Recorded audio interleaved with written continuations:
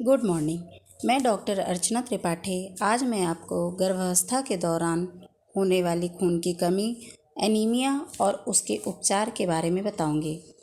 Anaemia क्या है? जब आपके शरीर में रेड ब्लड सेल्स या हीमोग्लोबिन की मात्रा कम होने लगती है तो इसे एनीमिया कहा जाता है।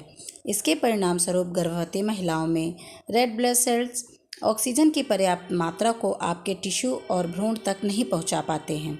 अन्य पोषक तत्वों के अलावा एक गर्भवती महिला को उसके बच्चे के बेहतर विकास और पोषण संबंधी ज़रूरत को पूरा करने के लिए शरीर में ज़्यादा मात्रा में खून बनाने की आवश्यकता होती है, जो आयरन, फोलेट और विटामिन B12 से भरपूर आहार से प्राप्त किया जा सकता है।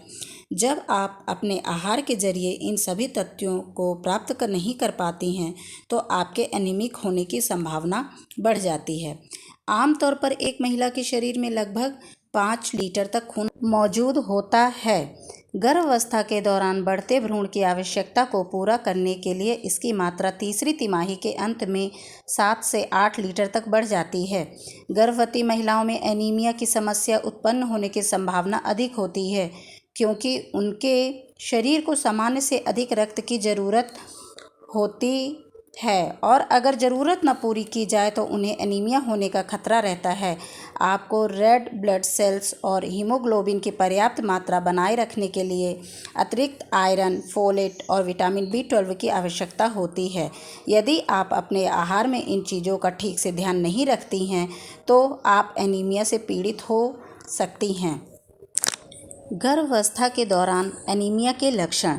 जब एनीमिया का प्रभाव बहुत कम होता है उस दौरान आपको इसके कोई भी लक्षण नहीं दिखाई देते हैं, लेकिन जैसे जैसे यह गंभीर होता जाता है आपको लक्षण दिखाई दे सकते हैं, जैसे थकान और कमजोरी, चक्कर आना, ठीक से सांस न ले पाना, रंग फीका पड़ना, दिल की धड़कन का तेज या अनियमित होना, चेस्ट पेन, ध्यान केंद्रित न करना।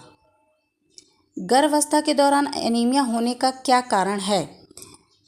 कई कारण हैं जो गर्भवती महिलाओं में एनीमिया का कारण बन सकते हैं, जैसे महिला के गर्भ में एक से अधिक बच्चे होना, मॉर्निंग सिकनेस की वजह से महिला को अत्यधिक उल्टी होना, गर्भधारण करने से पहले ही महिला एनीमिक होने वाली मां अपने आहार में आयरन, फोलेट और विटामिन B12 आदि तत्वों को शामिल नहीं करती है, कम अंतराल में एक से के बाद दूसरा गर्भधारण किया हो, कम उम्र में गर्भधारण करना। आप चित्र में क्या देख रही हैं? एक ही महिला के 3 चित्र दिखाए गए हैं। पहले चित्र में एक महिला है जिसकी आंखें, नाखून और जीभ पीली हो रही है। दूसरे चित्र में एक महिला आयरन गोलियां खाते हुए दिखाई गई है।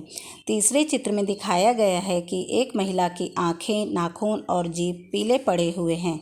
अब हम इसके बारे में चर्चा करेंगे। खून की कमी की पहचान कैसे की जाती है? आयरन गोलियां खाने के क्या लाभ हैं? आयरन गोलियां किसे खानी चाहिए? गर्भवती महिला ने आयरन गोलियां खाना कब शुरू करना चाहिए?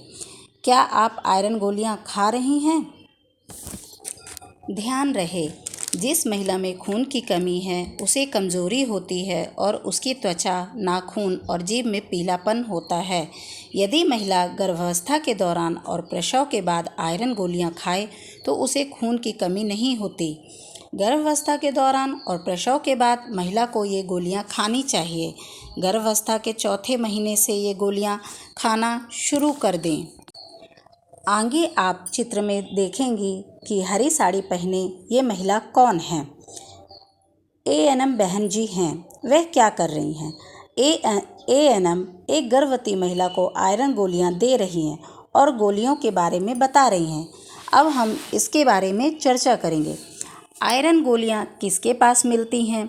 गर्भावस्था के दौरान आयरन गोलियां खाना क्यों आवश्यक है? आयरन गोलियां किसे खानी चाहिए? इन गोलियों से क्या लाभ होता है? क्या आप आयरन गोलियां खा रही हैं?